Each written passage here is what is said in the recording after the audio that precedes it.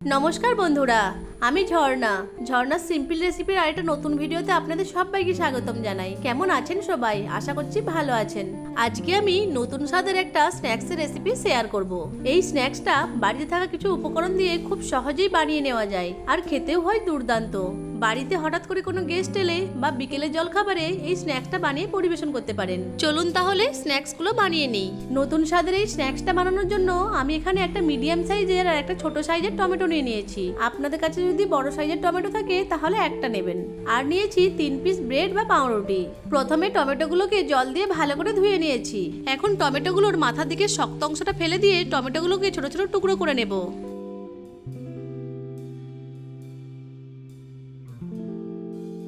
টমেটোগুলোকে ছোট ছোট টুকরো করে কেটে নিয়েছি। এখন এই কেটে নেওয়া টমেটোর টুকরোগুলোকে একটা মিক্সিং জারে নিয়ে গ্রাইন্ড করে একটা পেস্ট বানিয়ে নিচ্ছি। টমেটোর পেস্টটা আমার রেডি হয়ে গেছে। এখন এই 3 পিস পাউরুটিকে ছোট ছোট টুকরো করে মিক্সিং জারে নিয়ে নিচ্ছি। এবার ঢাকা দিয়ে পাউরুটির টুকরোগুলোকে টমেটো পেস্টের সাথে গ্রাইন্ড করে নেব। টমেটো আর পাউরুটির পেস্টটা আমার রেডি হয়ে গেছে। এখন এই টমেটো পাউরুটির পেস্টটাকে একটা মিক্সিং বলে নিয়ে নিচ্ছি। সাথে দিয়ে দিচ্ছি মিক্সিং জার ধোয়া একটু জল। এখন এই পেস্টটাকে একটা চামচের সাহায্যে খুব ভালো করে মিশিয়ে নিতে হবে। টমেটো পাউরুটির পেস্টটাকে ভালো করে মিশিয়ে নিয়েছি। এরপর এই পেস্টের মধ্যে দিয়ে দিচ্ছি হাফ কাপ মতো সুজি। আমি এখানে মেজারিং কাপের হাফ কাপ সুজি নিয়েছি। আপনারা যে কোনো বাটি বা কাপ মেপে নিতে পারেন। দিয়ে দিচ্ছি ওই কাপেরই হাফ কাপ ময়দা। ময়দার পরিবর্তে আপনারা আটাও ব্যবহার করতে পারেন। আর দিয়ে দিচ্ছি স্বাদ মতো লবণ। এখন সব উপকরণগুলোকে টমেটো আর পাউরুটি পেস্টের সাথে ভালো করে মিশিয়ে নিচ্ছি।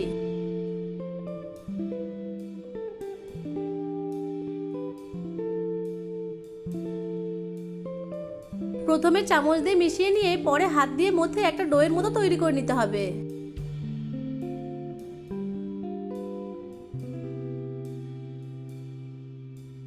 ডোটাকে ভালো করে মথে নিয়েছি। এখন ঢাকা দিয়ে 10 মিনিট মতো রেস্টে রেখে দেব। ততক্ষণে আমি একটা স্টাফিং বানিয়ে নেব। তার জন্য আমি এখানে দুটো মিডিয়াম সাইজের সেদ্ধ আলু নিয়েছি। এখন আলুগুলো থেকে খোসাটা ছাড়িয়ে নেব। আলুগুলোর খোসা ছাড়িয়ে নিয়েছি। এখন এই আলুগুলোকে একটা গ্রেটার দিয়ে গ্রেট করে নেব।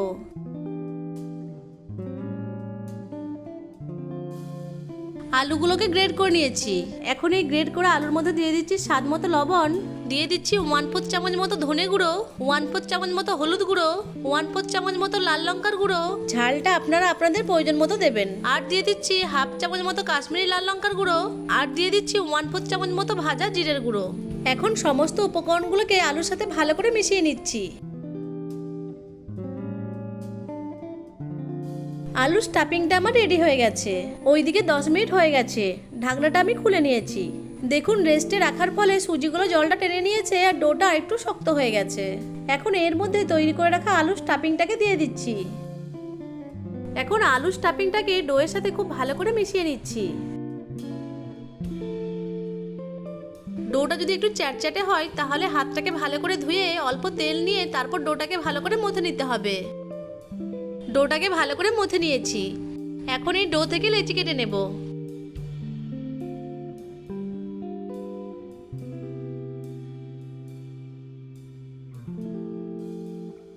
ডো থেকে সব লেচিগুলো কেটে নিয়েছি। এখন একটা লেচি নিয়ে প্রথমে গোল করে তারপর একটু লম্বাটে করে এইভাবে একটা নাস্তার শেপ দিয়ে দেব। আপনারা আপনাদের পছন্দের মতো শেপ দিয়ে দিতে পারেন।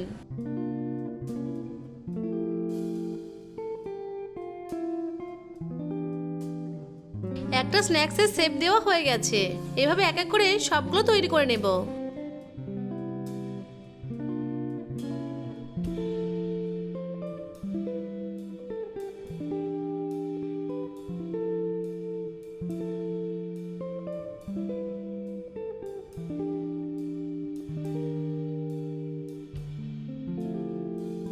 সব স্ন্যাক্সগুলো শেপ দেওয়া হয়ে গেছে।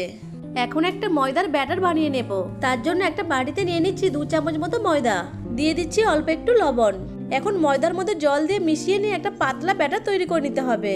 একটু ভালো করে মেশাতে হবে যাতে ময়দার কোনো লাম্পস না থাকে। ময়দার ব্যাটারটা তৈরি হয়ে গেছে। এইদিকে আমি একটা প্লেটে কোটিং এর জন্য কিছু সাদা তিল নিয়ে নিয়েছি। এবার একটা করে নাস্তা নিয়ে ময়দার ব্যাটারে ডিপ করে তিলের মধ্যে দিয়ে ভালো করে কোট করে নেব। আমার এখানে ময়দার ব্যাটারটা একটু বেশি পাতলা হয়ে গেছিল, তার জন্য পরে আমি আরো হাফ চামচ ময়দা যোগ করে মিশিয়ে নিয়েছি। এখন স্ন্যাক্সটাকে তিলের মধ্যে দিয়ে ভালো করে কোট করে নিচ্ছি। একটু চেপে চেপে কোট করে নিতে হবে, না হলে তিলগুলো ভাজার সময় খুলে যাবে।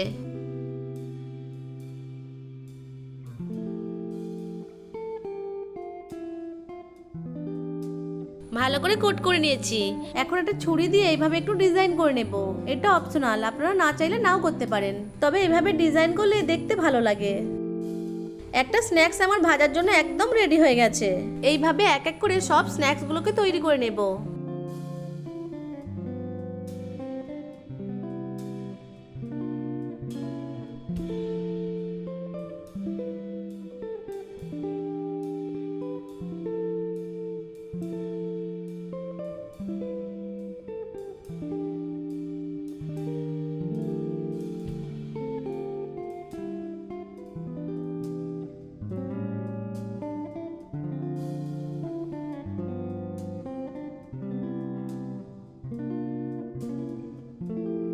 সব স্ন্যাক্সগুলো ভাজার জন্য একদম রেডি হয়ে গেছে।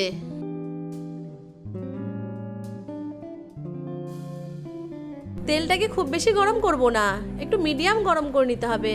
তেলটা বেশি গরম হলে স্ন্যাক্সগুলো দেওয়ার সাথে সাথেই কালার চলে আসবে, কিন্তু ভেতরটা কুক হবে না। এখন গ্যাসের ফ্লেমটা লো টু মিডিয়ামে রেখে এক এক করে স্ন্যাক্সগুলো গরম তেলের মধ্যে দিয়ে দিচ্ছি। এখন গ্যাসের ফ্লেমটা মিডিয়ামে রেখে স্ন্যাক্সগুলোকে ভেজে নেব।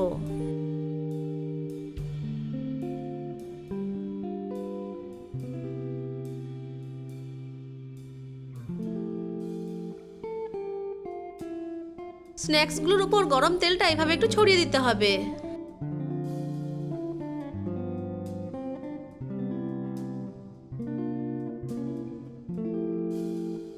এক পাশ ভাজা হয়ে গেলে উল্টিয়ে অপর পাশটিও ভেজে নেব।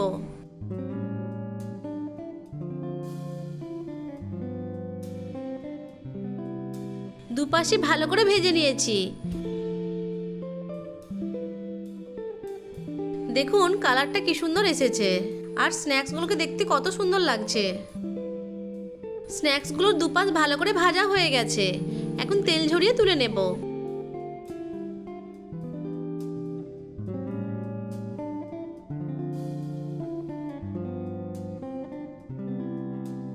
একইভাবে সব স্ন্যাক্সগুলো ভেজে নেব। সব স্ন্যাক্সগুলোকে ভেজে নিয়েছি। এখন একটা প্লেটে সার্ভ করে দিচ্ছি। এই স্ন্যাক্সগুলোকে টমেটো কেচাপের সাথে পরিবেশন করতে পারেন, অথবা এই স্ন্যাক্সগুলো শুধু খেতেও দুর্দান্ত লাগে। চলুন একটা স্ন্যাক্স ভেঙে দেখাচ্ছি। দেখুন ভেতরটা কতটা পারফেক্ট হয়েছে। বাড়িতে একবার হলেও এইভাবে স্ন্যাক্সটা বানিয়ে দেখবেন, আর আমাকে কমেন্ট করে জানাবেন রেসিপিটা কেমন লাগলো আপনাদের। আশা করছি আজকের রেসিপিটা আপনাদের কাছে ভালো লেগেছে। ভালো লেগে থাকলে আমার ভিডিওটিকে লাইক, কমেন্ট, শেয়ার আর চ্যানেলটিকে সাবস্ক্রাইব করে পাশে থাকা বেল আইকনটিকে অন করে রাখবেন আমার পরবর্তী ভিডিওর নোটিফিকেশন সবার আগে পাওয়ার জন্য। ভিডিওটা প্রথম থেকে শেষ পর্যন্ত দেখার জন্য আপনাদেরকে অসংখ্য ধন্যবাদ।